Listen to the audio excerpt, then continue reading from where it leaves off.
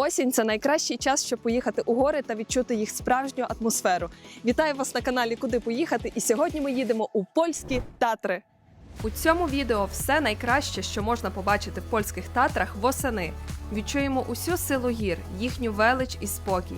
Познайомимося зі справжнім бацею. Tak, zapraszamy na Podhale. Спробуємо гуральські сирки і дізнаємося, у чому секрет осципків. Вирушимо у сплав Дунаєм на каяках Неперевершено. і познайомимося з олімпійцем, у якого каякінгу крові вже понад 70 років в родині. Дізнаємося про його сім'ю та рекорд Гіннеса.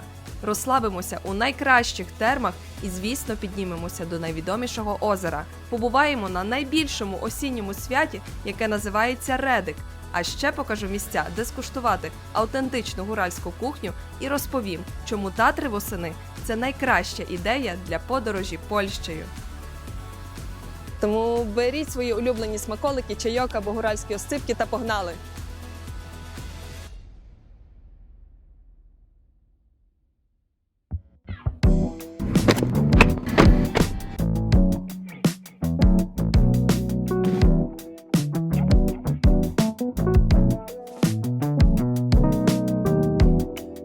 І почнемо ми з дороги. У гори до Закопаного ми вирушили на авто.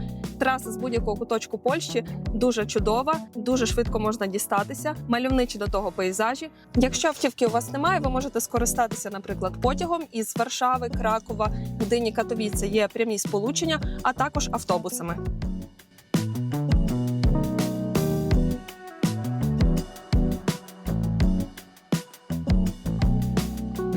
Ну що, по приїзду заселяємося в наш апартамент. І відразу при вході в нас кухня, столова. В кухні є все необхідне. Вона дуже кольорова, зверніть увагу на деталі. Різного кольору кружечки. У нас тут така люстра, яка в стилі дуже подібна до цих тарілочок. Декор тарілочок – це такий народний польський розпис синього кольору, рослинний. Тут різні квіточки. Невеличка столова і переходимо до спальні. Це наше ліжко. Дуже красиве, ні? І відразу відкривається зал. Зал у нас просторий. Є два крісла, є панорамні вікна. І має в нас тут бути вид на гори. Ну, має. Він там буде, якщо нам пощастить. І до того всього ще балкончик. Ой, аромат гірського повітря і дощу. Він прекрасний. Що по ціні? За 3 ночі ми заплатили 950 злотих, це приблизно $230. Що мені подобається в Закопаному, то те, що із пошуком апартаментів у вас точно не буде проблем. Тут на кожному кроці є купа різних варіантів, від готелів до таких апартаментів чи кімнаток. Зайдете на букінг і у вас там відкриється цінова категорія від найдешевших до найдорожчих.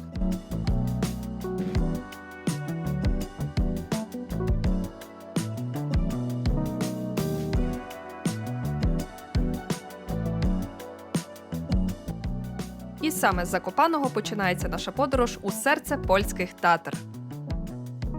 Закопане – це не просто місто біля гір. Його часто називають столицею польських Татр. І не дарма. Але спочатку трішки історії, бо вона справді дуже цікава.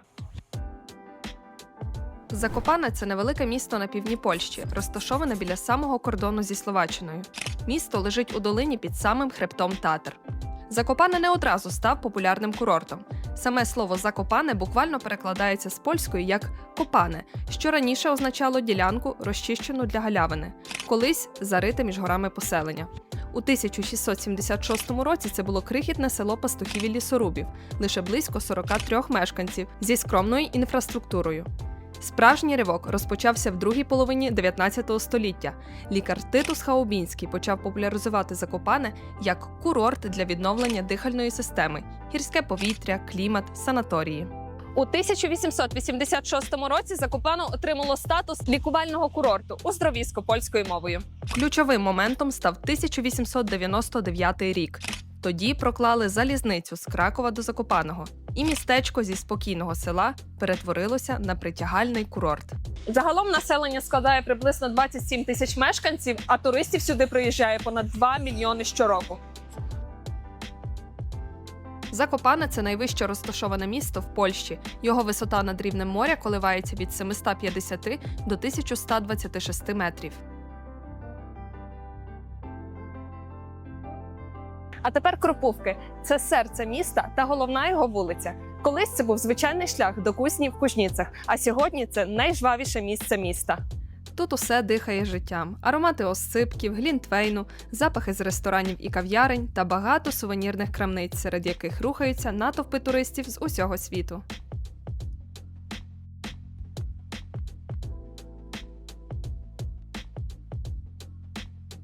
І обов'язково відвідайте Кропивки ввечері. У цей час вулиця оживає по-новому. Світяться ліхтарі, всюди чутно музику, тут завжди людно, весело й шумно. І навіть місцеві жартують. Хто не гуляв Кропивками після заходу сонця, той не бачив справжнього Закопаного.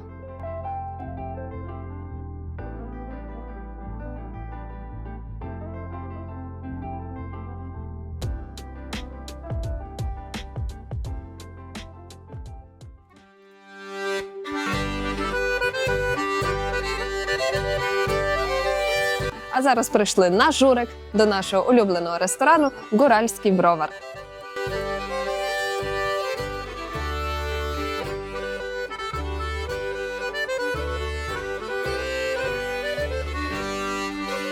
Відразу можна похвалити меню, вона тут дуже красиво виглядає, дуже гарна графіка. І тут головна сторіночка. А це головний персонаж цього закладу – Гурал, який відомий на інстаграмі, він тут місцева зірка.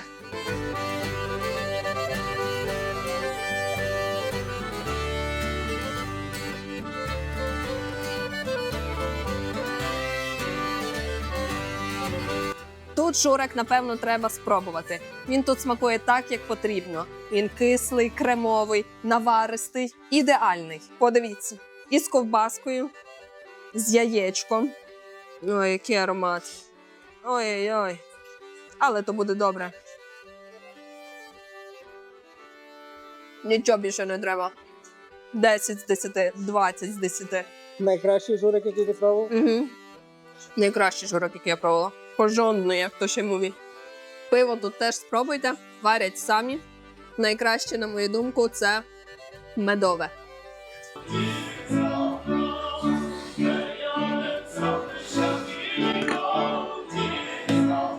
На головну страву ми взяли варенички з бринзою та стертим осципком, подані зі сметанкою.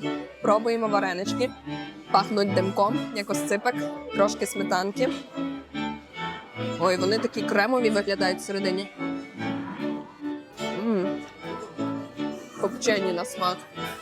Дуже копчені і як сироп такий, як в сирнику, дуже-дуже все одної маси. Але добре. Хороша страва. Дивись, як їх багато. 2, 4, 6, 8, 9 вареників. Дуже велика порція. І загалом вечеря на двох обійшлася 176 злотих.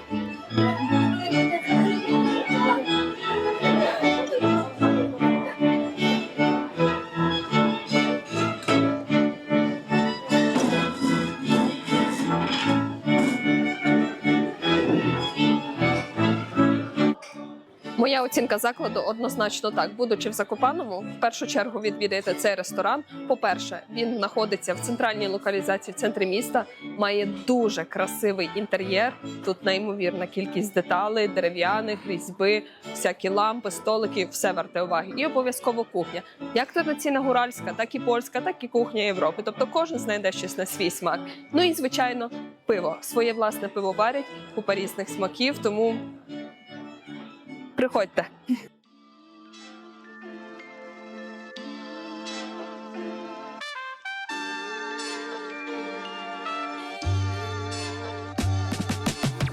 Якщо ви вперше в Закопаному, то ви точно звернете увагу на архітектуру. Майже всі старі будинки тут дерев'яні, з гострими дахами, різьбленими карнизами, вікнами з балясинами і цікавими деталями. Це не просто випадковість, а частина стилю, який називають стиль закоп'янський. Його створив художник і архітектор Станіслав Віткевич наприкінці 19 століття. Він хотів, щоб Закопане мало власне обличчя.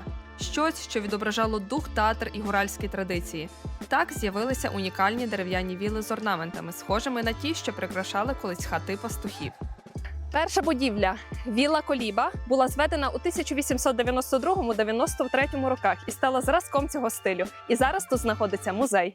І навіть сьогодні нові вілли і гостьові будинки продовжують творити за мотивами закоп'янського стилю, як живий спадок, який говорить, це не просто архітектура, а історія, стиль життя і шана гірським традиціям.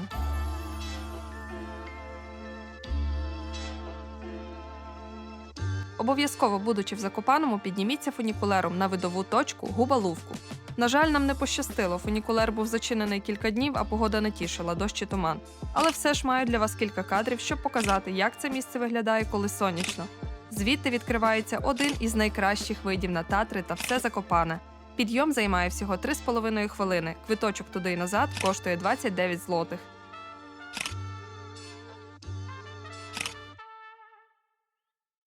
Просто під Губалувкою розташувався гуральський тарг, базар, який працює тут практично цілий рік.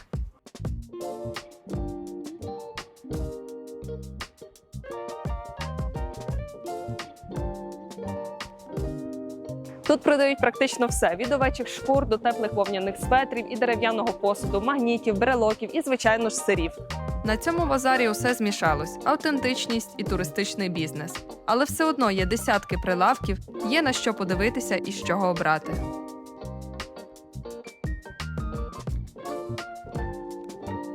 Тут багато хто хоче знайти осципки – гуральський сир з овечого молока.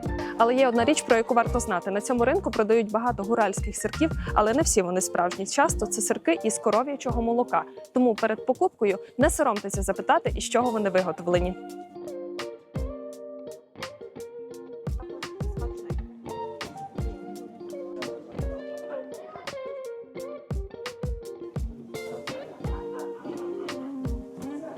Dziękujemy. Dziękujemy. До widzenia. Момент істини. Взяли ми 3 грильованих сирки, обов'язково з журавлиновим джемом. І тепер так. Все, що я вам казала, треба це зробити, запитатися, з чого вони. Тому що тьотя сказала, що вони всі з коров'ячого молока. Бацовок стає щоразу менше, овечого молока менше. Відповідно, всі ці сирки, більшість із них – це з корови. Отак. Але вони не менш смачні. Тому пробуємо. Вони всі зліпились в одне.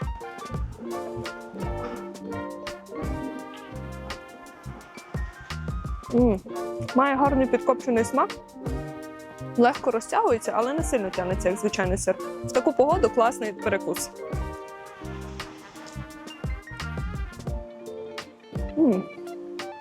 Він аж скрипить під зубами.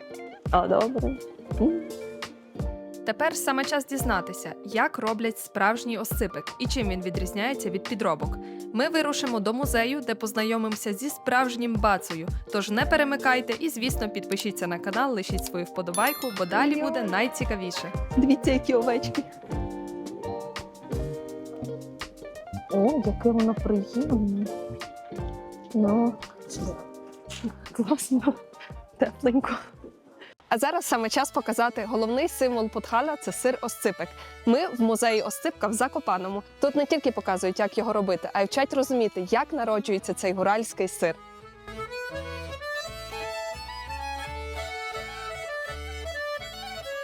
Вітаю вас, мене звати Баца Станіслав Тилка. На початку баца Станіслав розповів нам, що справжніх бац не знайдеш біля головної дороги до Закопаного. Вони працюють високо в горах, на полонинах.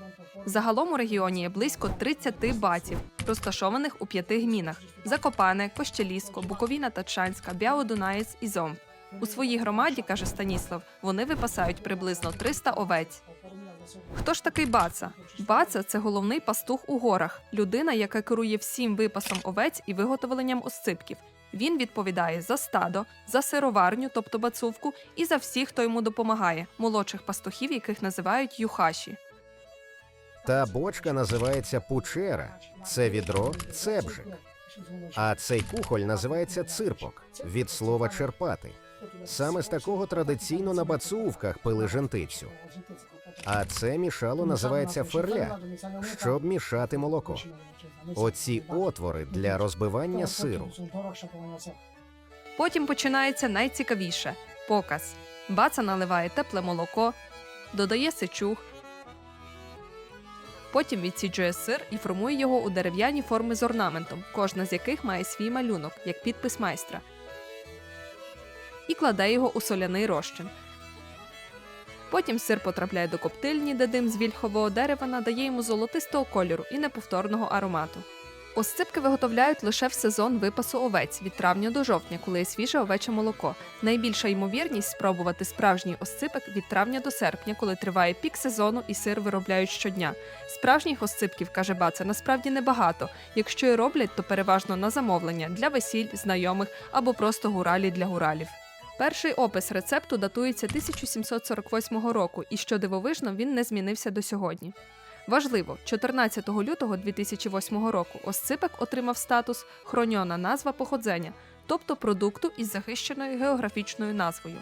Це означає, що справжній осципек можна робити лише у визначених регіонах – у Татрах, на Подхалі, у частині Живецького і Лімановського повітів, і тільки з овечого молока, принаймні 60%. Справжній осципек повинен мати саме веретеноподібну форму. Окрім осципка, до списку продуктів із захищеною назвою походження внесено також сири бринза подхалянська і редиковка. Скільки поколінь вашій родині виготовляють осципки? Батько робив, я теж роблю. Але дід ні. Дід мав отару овець. Чи осципки завжди виготовляє тільки Баца? Ні. Помічники теж.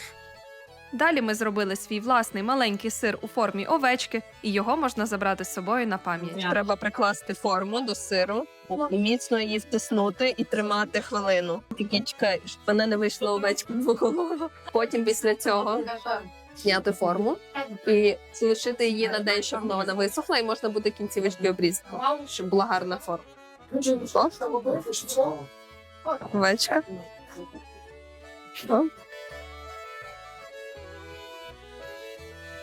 Їх, до речі, не можна їсти, їх треба засолити обов'язково. О, тільки на пам'ятку, щоб поставити десь на поличці вдома. Розповім вам також про сир, який часто недооцінюють, а дарма. Гоука – це не осципик. Її роблять тільки з коров'ячого молока, має іншу форму, але вона теж дуже смачна. Гоуку постійно можна побачити на прилавках, і більшість людей помилково думають, що це осципик. І тут криється справжній парадокс. Майже всі їдять гоуку, думаючи, що це осципик, а справжнього осципка більшість так і не куштувала. Дякую. Tak, zapraszamy na Podhale, tutaj akurat do Zakopanego, do moich gminy Poronin. Короткий підсумок. Після 1,5 години нам провели лекцію про те, що таке осципик, що не осципик. Познайомилися з Бацею, дізналися всю правду про осципик та класно провели час. Це єдине місце, де ви зможете справді побачити і дізнатися все про цей сир. Ну і на кінець ще отримали такий подаруночок. Квиток до музею коштував 45 злотих з людини.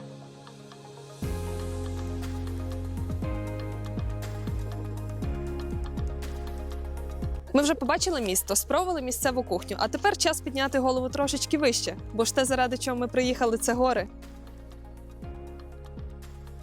Татри – це найвищі гори в Польщі і найвеличніша частина Карпат. Їхня найвища вершина називається Риси і сягає вона 2499 метрів. І знаходиться десь там. Татри – це молоді гори, вирізблені льодовиками, стрімкі, різкі і неймовірно фотогенічні. Усі вони входять до складу Татчинського парку народового, національного парку, створеного в 1954 році. Це охоронювана територія, частина біосферного заповідника ЮНЕСКО. Тут гори скелясті, гострі та кам'яні і нагадують чимось Альпи. Татчанський парк охоплює не лише дикі вершини, а й десятки туристичних маршрутів, понад 275 кілометрів позначених трас, від коротких прогулянок долинами для новачків до технічних сходжень для досвідчених туристів. І саме тому Татри приваблюють абсолютно всіх. Від тих, хто хоче просто пройтися серед ялин і зробити інстаграмні фото, до тих, хто мріє підкорити свою першу 2000. А вже ж ми піднялися найпопулярнішим маршрутом до озера Морське Око, найвідомішого озера польських Татр.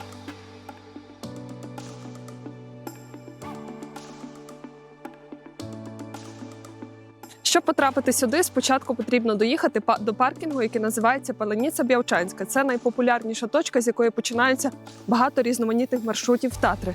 Доїзд сюди з Закопаного триває приблизно 30 хвилин авто і теж можна доїхати автобусом.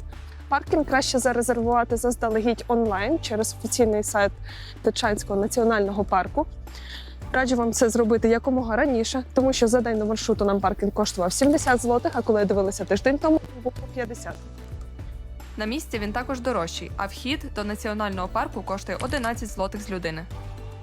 А далі приблизно 8 кілометрів мальовничої дороги до самого озера.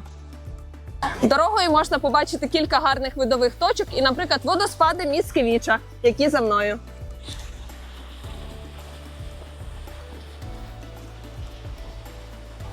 Шлях асфальтований і дуже добре позначений, тому він підійде для кожного, хто навіть не мав раніше досвіду гірських походів. Тобто, наприклад, для дітей, для мамусь з візками навіть, з візочками, без питань проїдете, для старших людей, тобто для кожного.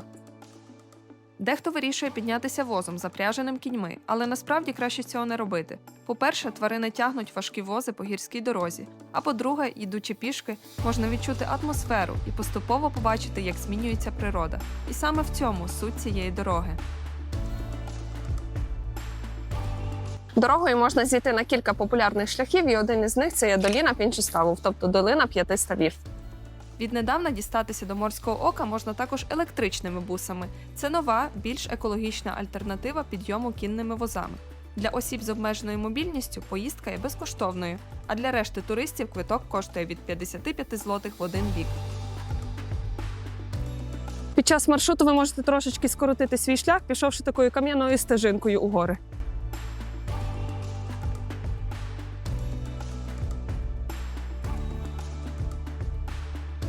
Доходимо вже до Морського ока, і перед нами відкривається схроніско, це гірський притулок прямо над озером. Дивися, майже навіть людей немає. І вже на самому кінці, прямо до озера, сходимо такими крутими сходинками. Гарно, хоч і не видно всіх гір, але все одно. Після 2 годин підйому перед очима відкривається воно – Морське око. Вид, який важко описати словами. Я бачу це місце вже не вперше, і воно щоразу так само зачаровує.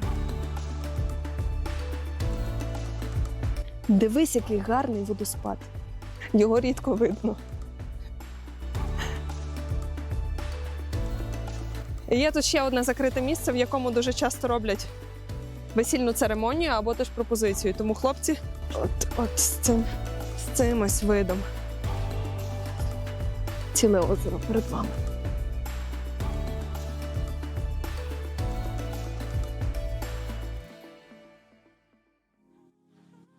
Схроніско над Морським оком – один із найстарших гірських притулків у Польщі. Його історія сягає 19 століття, і колись він служив місцем зустрічей мандрівників, художників і альпіністів. Сьогодні це місце, де можна випити гарячого чаю, з'їсти суп, щось з'їсти після дороги або навіть заночувати. Тут є кілька кімнат для туристів. Перше схроніско біля озера побудували ще у 1874 році. Через 10 років воно згоріло від блискавки, але місцеві гуралі відбудували його заново. Але найкраще – це просто сісти біля вікна з виглядом на озеро і зрозуміти, чому ти сюди йшов. Тиша, відбитки гір у воді, свіже повітря і момент, який хочеться запам'ятати назавжди.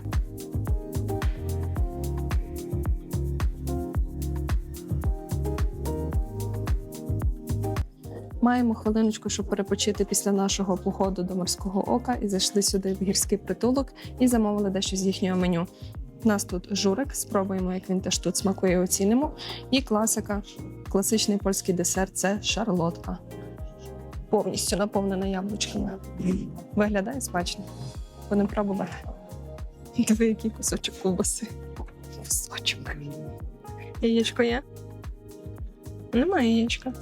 Але дуже наваристий. І хороший журик. Я навіть не очікувала, що тут буде аж такий смачний. Ні, смачніший був в буральському броварі. Слухай, супер. На десерт швидкий тест шарлотки. Шарлотка в нас немаленька. Гарно пропечений бісквіт, дуже багато начиночки. Сипана пудрою з цукру. Як домашнє, слухай, смакує. Не пожаліли тут яблук. Краще, ніж часом в деяких ресторанах.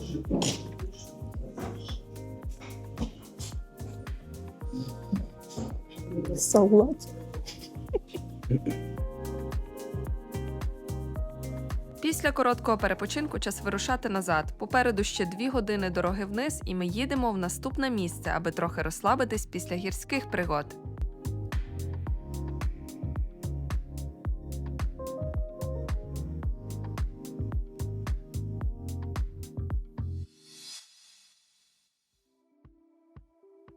Після довгої прогулянки або гірських маршрутів час відпочити. І немає кращого способу, як це зробити, ніж у термах. У радіусі Закопаного є кілька відомих комплексів – Буковіна, Шафлари, Баня, Хохоловський. І зараз ми знаходимося у найбільших термах у Польщі – Хохоловських.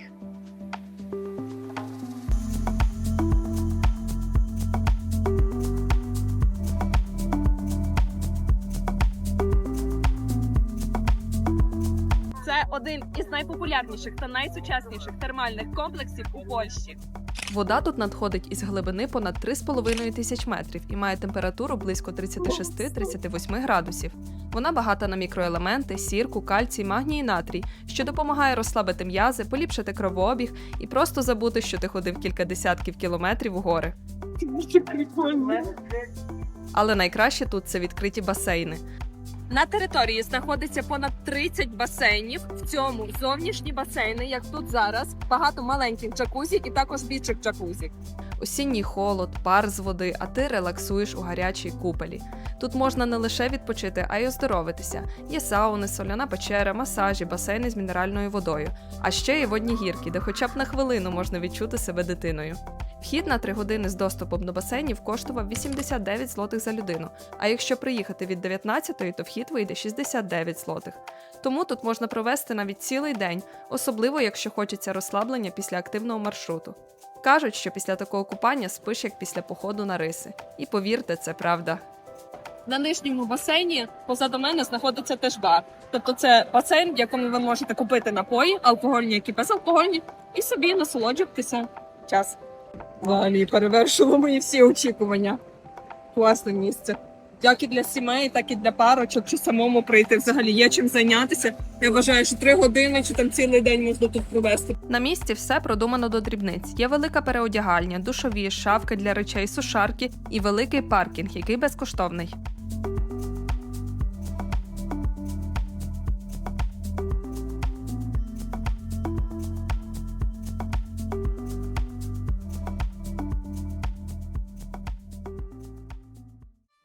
І саме час розповісти вам, що тут їдять. І зробимо ми це в найстарішій карчмі в Закопаному, яка називається «У внука».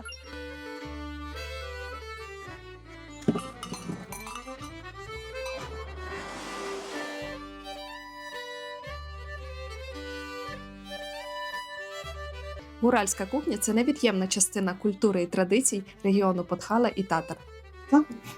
Все? Прийшло наше перше замовлення. Перший – це квашніця. Це традиційний гуральський суп з квашеної капусти на копчених ребрах. Він дуже ситний, він дуже ароматний, кислий і гарно зігріває після гір. Переді мною тепер москоля. Це теж гуральська страва. Смажені картопляні коржі на плиті. Їх можна замовити з бринзою, з осципком або з чесниковою олією, як у нас. Смак їх ідентичний до наших зраз. Навіть і картопляні зрази смакують. Але мені подобається. Непогано, як на початок. Загалом рекомендую з цього почати ваш обід, а далі його продовжити ось цим. Це називається пляцки по-збойницьку. Це такі великі деруни, які подають із м'ясним гуляшем. Загалом гуральська кухня, вона дуже проста та ситна, зроблена спеціально для того, щоб накормити людей, які працюють у горах. Смак в них дуже лагідний. Деруни, гуляш, до того ще сметанка. І подають їх зазвичай з квашеними огірочками. Ціна обіду за двох – 142 злоти. Ну що ж, поділюсь загальними враженнями про наш обід. Загалом все оцінюю доволі смачно. Мені сподобалося, можу порекомендувати цей заклад. Окрім однієї позиції, мабуть, журку. Бо смачний журик ми вже з вами їли раніше.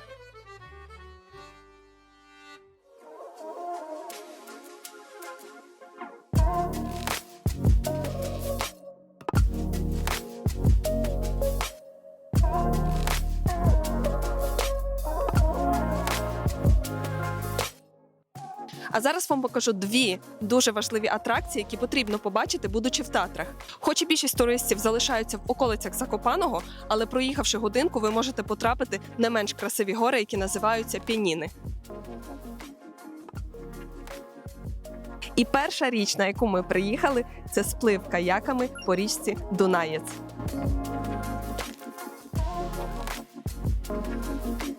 В ці околиці ми приїхали, щоб відвідати найбільше осіннє свято Редик у Польщі та познайомитися з олімпійцем. Але перед цим спливемо каяками по Дунайцю. Тому дивіться далі та пам'ятайте залишити вподобайку, коментар та підписатися. Бо так, на жаль, чи на щастя, працює алгоритм Ютубу і потрібно просити. Редик ще не почався, поки ми їхали на сплив, вже зустріли отару овець 600 штук.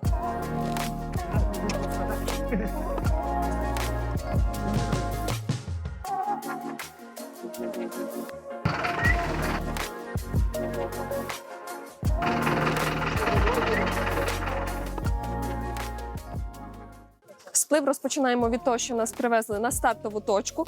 Будемо ми пливсти приблизно 18 кілометрів 3 години. Оскільки зараз 10 градусів, то треба трошечки утеплитися. Нам дали такі пінки, щоб нам було тепліше. Закладаємо їх на одяг і також жилетка, щоб не затонути, якщо хтось не вміє плавати.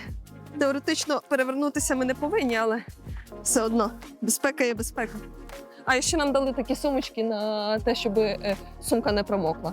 Тепер закладаємо таку охоронну юпочку наверх, щоб нас нічого не промокло. І можна буде сідати на каячок. До речі, це мій перший раз саме на цій річці на одномісному каяку. Так, насправді, це пригода для кожного, бо я бачу тут і з дітьми, і старші люди приїхали, і нашого віку. Тому річка невибаглива, траса мусить бути мальовнича. Ви можете приїхати, навіть якщо не мали раніше досвіду з цим. Головне, камеру не втопити. Починаємо наш сплив. Як бачите, черг немає. Можете осінню сюди спокійно вибиратися. Траса ідеальна, тому що немає багато людей. А види помаранчево-зелені. Офігенно просто! Шикардос!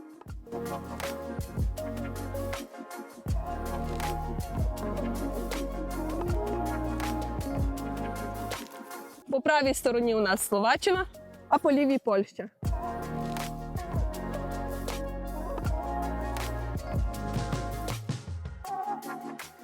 Колись дунайцем плавали на дерев'яних плотах і роблять це до сьогодні. А люди, які ними керують, називаються флісаки. Це давня гуральська професія, яка передається з покоління в покоління, подібно до того, як у Венеції професії гондольєра. І ви теж можете відчути цю традицію на собі. Достатньо зарезервувати сплав з флісаками в Пєнінах.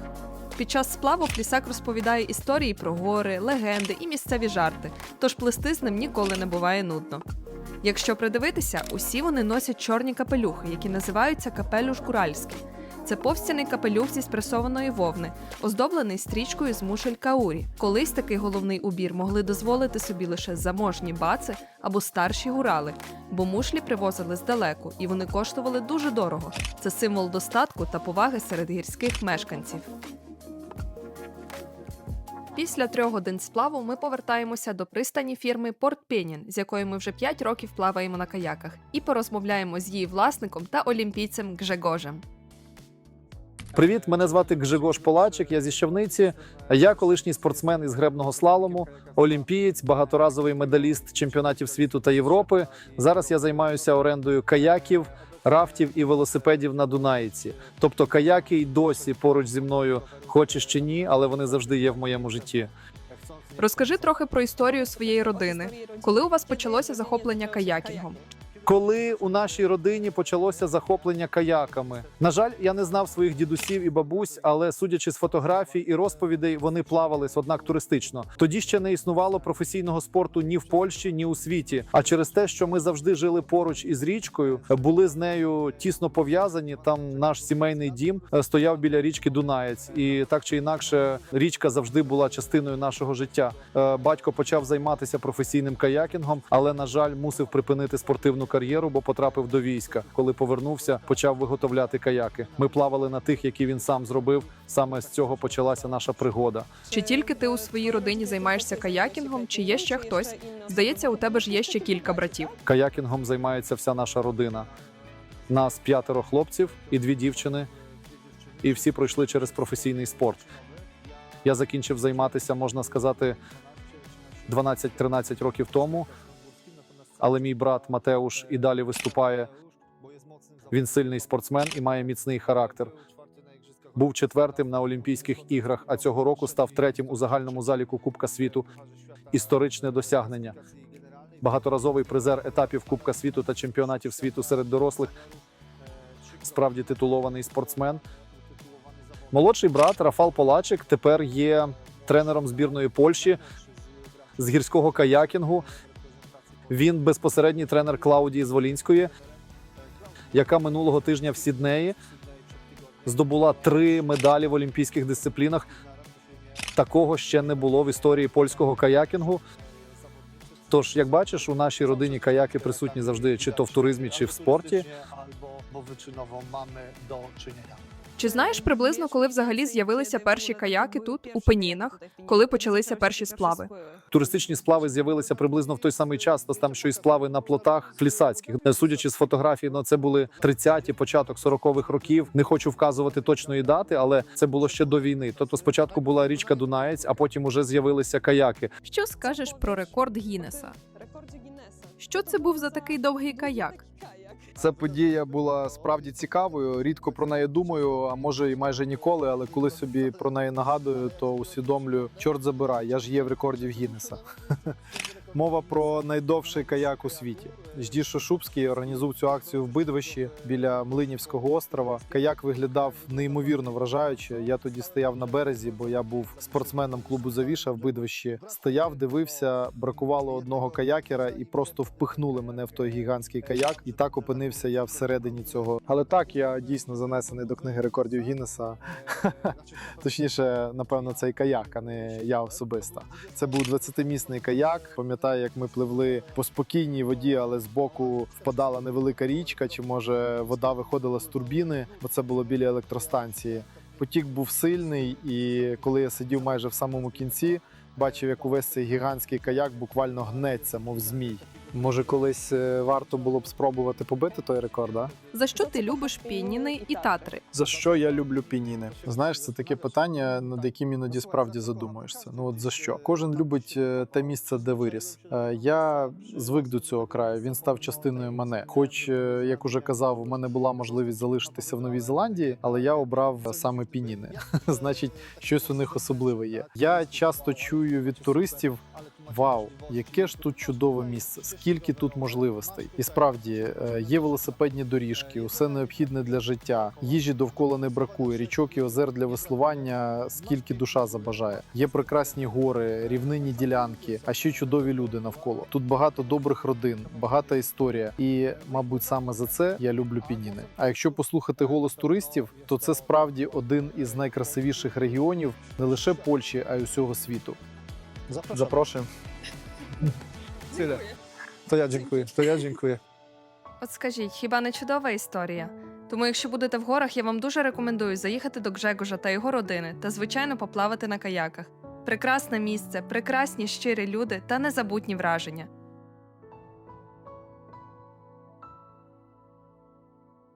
І на кінець, якщо ви ще тут, головна подія осені у горах – Редик.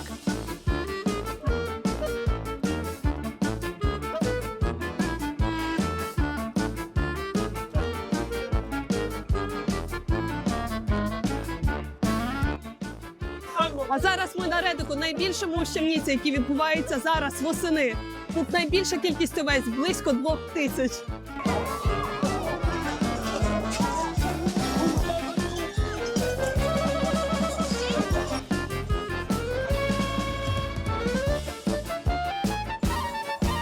Баци, юхаси у традиційних костюмах ведуть отару, супроводжуючи музикою, дзвіночками та співами. Так відбувається барвистий парад вівць з сходу з гір до долини.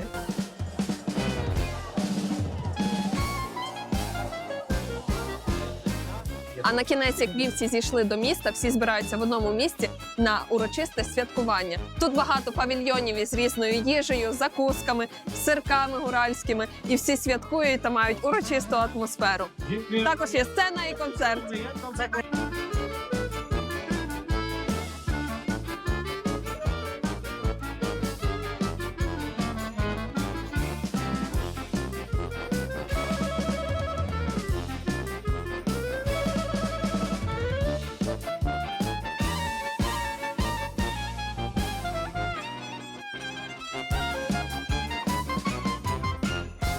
Було дуже мало місць, де продають сирки, і дуже багато народу, але ми знайшли одне. Тому ну як без цього? Обов'язково треба.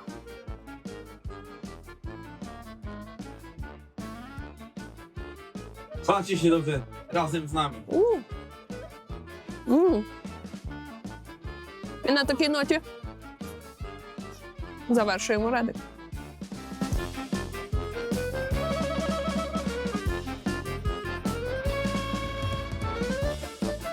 Пам'ятайте, на Реди краще приїхати до 8 ранку або навіть днем раніше, бо потім знайти місце для паркування або виїхати майже нереально. Осінні Татри – це про спокій, гори в золотих кольорах і людей, які завжди зустрічають з усмішкою. Тут усе має свій ритм – повільніший, тепліший, справжній. Якщо ви шукаєте місце, де можна видихнути, смачно поїсти, пройтись горами і просто побути, приїдьте сюди. У Татрах восени є щось, що хочеться відчути хоча б раз. Це була поїздка у польські гори. Дякую, що були зі мною, і до зустрічі в наступній захоплюючій подорожі.